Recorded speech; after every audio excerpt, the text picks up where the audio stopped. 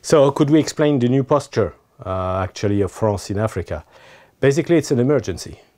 For many years, since the end of the Cold War, we have progressively shifted to an indirect strategy. Support to African peace building, and so on and so forth.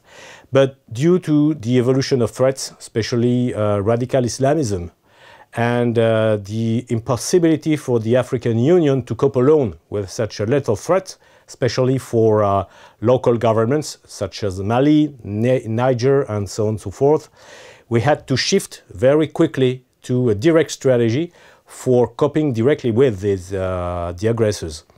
So that's the first issue. The second is we have been called upon by the governments to help them and to assist them to deal with the threats. So we have for that to completely change our military disposition in Africa, because we were on the verge to leave. We reduced drastically our footprint in Africa. We have moved some assets to the Gulf. Of course, after the Mali intervention and Sangaris intervention, it became clear for everybody that we were alone to be able to do the job. Of course, backed by the Americans, backed by local forces, but basically, without us, no other possibility to cope with the threats.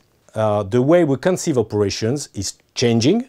However, we have to cope with paramilitary organizations, so we have to keep a kind of conventional set of conventional capabilities to be sure to overwhelm them and to prevail finally.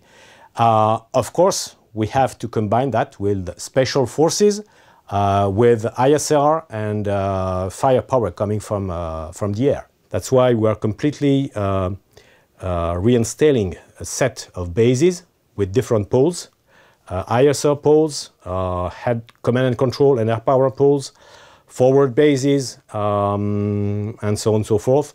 At least 6 different poles in Central and Sub-Saharan Africa, just to position the new military disposition for the next month, the next years. You know, there is a very deep movement today in Africa.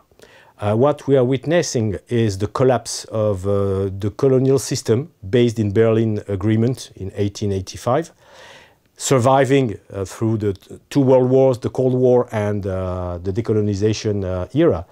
But today, okay, so Africa is again in history, its own history, and things are accelerating very quickly.